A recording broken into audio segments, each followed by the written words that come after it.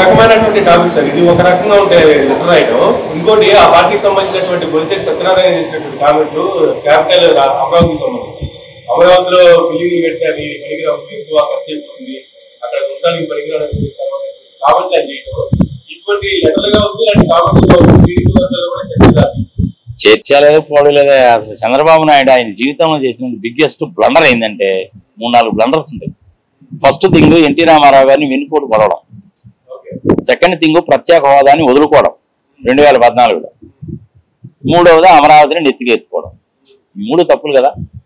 4వ తప్పు ఏంటంటే ఎలక్షన్ల ముందు పూర్తోత్తమైన జగన్మోహన్ రెడ్డిని తిట్టడం. సరే, ఇంకా ఏదో సూపర్ 6 అన్నాడు, ప్రకటించాడు. ఇప్పుడు ఎలా చేస్తాడు ఏమిటి సంగతి సంవత్సరం చూడాలి. సంపద సృష్టిస్తానంటున్నాడు కదా. ఆయన సొంత ఫ్యామిలీకి అయితే మటుకు 521 కోట్ల సంపద అయితే సృష్టించుకున్నాడు కదా. ఇది నేను చెప్తున్న మాట కాదు బాబు. మొన్న పార్లమెంట్ లో కళ్యాణ్ బెనర్జీ చెప్పిన మాట చెప్తున్నాను.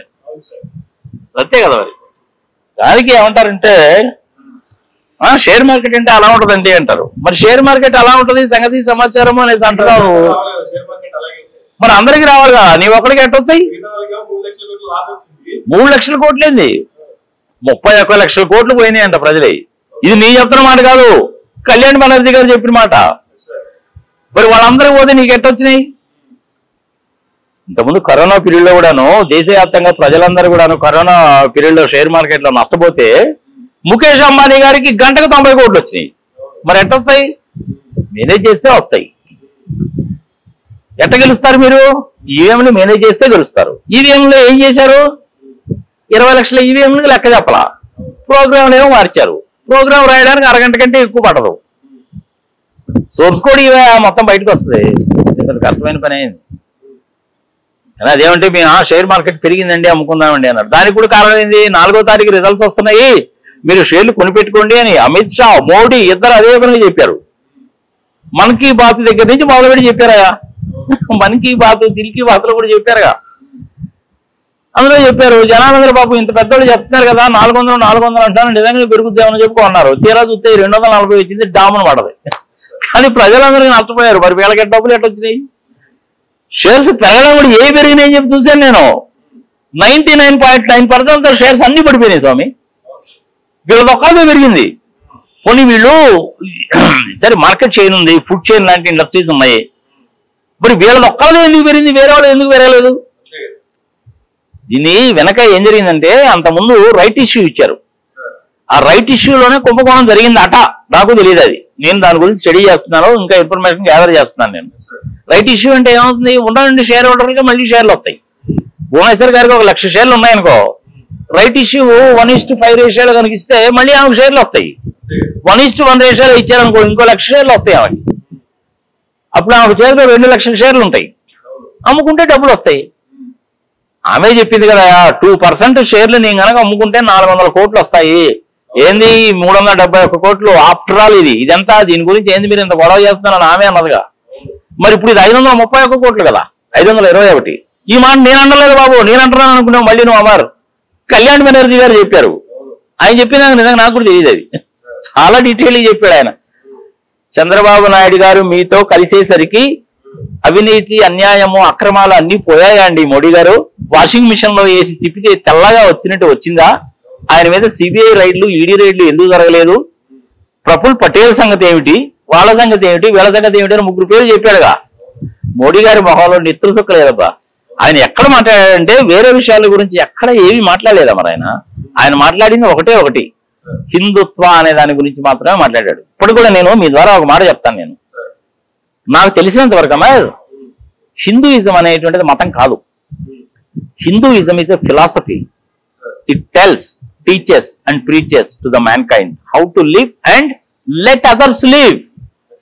నేను ఎలా బతకాలి, నా చుట్టుపక్కల ఉన్నటువంటి వాళ్ళు ఏ విధంగా బతికితే బాగుంటుంది అన్నదే హిందూయిజం. అది మతం కాదు నా దృష్టిలో. Subject to correction. మఠాధిపతులు, పీఠాధిపతులు నువ్వు చెప్పొచ్చే అంటారేమో కానీ నాకు భారతదేశం మాకు స్వాతంత్రం ఇచ్చింది. నేనేమో వల్గర్ లాంగ్వేజ్ మాట్లాడలేదు, 3rd క్లాస్ లాంగ్వేజ్ మాట్లాడలేదు, మనోభావాలు దెబ్బతీసే విధంగా మాట్లాడలేదు. నాకు అర్థమైంది, నేను చెప్తున్నా.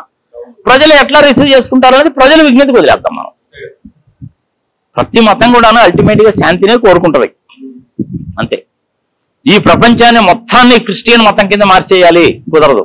హిందూ మతం కింద మార్చేయాలి, కుదరదు. ఇస్లాం కింద మార్చేయాలి, కుదరదు. కుదిరేటువంటి పనే కాదు.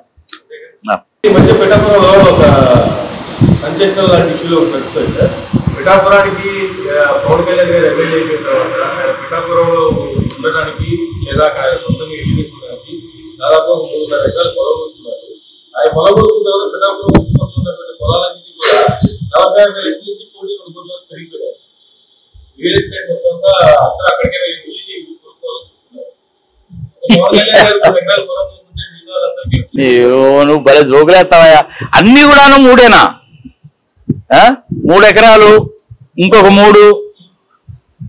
3 పార్టీలు, అన్ని 3ఏనా? ఎన్ని ఏదో పుకార్లబ్బా, అంతే, అంతకంటే లేదు. ఆయన ఏదో 3 ఎకరాలు కొనుక్కున్నాడని చెప్పి హైదరాబాద్ నుంచి పోయి మురళీ మోహన్ వీళ్ళందరూ కూడా ఎకరాలు కొనుక్కుంటారా అయిందాడ. ఏదో చెప్తుంటారు ఆయన. 3 ఎకరాలు కొనుక్కొని ఆయన కొబ్బరి తోట వేసుకుందాం అనుకున్నాడు. వేసుకొని ఏం ఫామ్ హౌస్ కట్టుకుంటాడు. అంత మాత్రాన అది చూసి ఎవడు పోతారా బాబు? అవన్నీ ఏదో చెప్తాను. ఏ పెద్ద సీరియస్ ఇష్యూ కాదు. అయినా కానీ మీరు ఏదో నాకు అర్థం కాదు. పనికి మాలిన విషయాలన్నింటినీ పట్టుకొని వచ్చి అడుగుతులేదు మమ్మల్ని. అదే పోస్వామి, ఆంధ్రప్రదేశ్ లో రియల్ ఎస్టేట్ జరగడం అనేటువంటిది ఆ గుంటూరు, విజయవాడ, విశాఖపట్నము, తిరుపతి ఇట్లాంటి ప్లేసెస్ లో జరుగుతుంది. కానీ ఇక సత్తెనపల్లిలో, పిడుగురాళ్ళలోను, పిఠాపురంలోను, అమలాపురంలో జరుగుతాయి. ఏం మాట్లాడతారా మీరు కూడాను? పని బాటాలైన టాపిక్స్ అన్ని పట్టుకొచ్చి మా చేత చెప్పిస్తారు. ఏంది మీరేమో బాగానే ఉంటారు, మీకేం వ్యూస్ వస్తాయి, మాకేమో అమరా బూతులు వస్తాయి, కింద అమరా బూతులు కామెంట్లు పెడతారు. దయచేసి వాటిని తేవాకుండా 3 ఎకరాలు కాదు 30 ఎకరాలు కొనుక్కోమనం ఆయనే అన్నాడు కదా. 3 పేళాలు కాదు 30 పేళాలని ఆయనే అన్నాడుగా. మరి ఇంకెందుకు చెప్పాలి అవసరం? ఇట్లాంటి తీసేవా పనికి మళ్ళీ విషయాలు. దాని మూలంగా పెద్ద పెరిగేది ఉండదు, వచ్చేది ఉండదు. అంతా భూమి చేయడం అనమాట, అంతకంటే ఏం లేదు. Right sir, thank you very much sir. ఇదండి నాగార్జున రెడ్డి గారి మరో గంటలో మళ్ళీ కలుద్దాం. చూస్తూనే ఉండండి.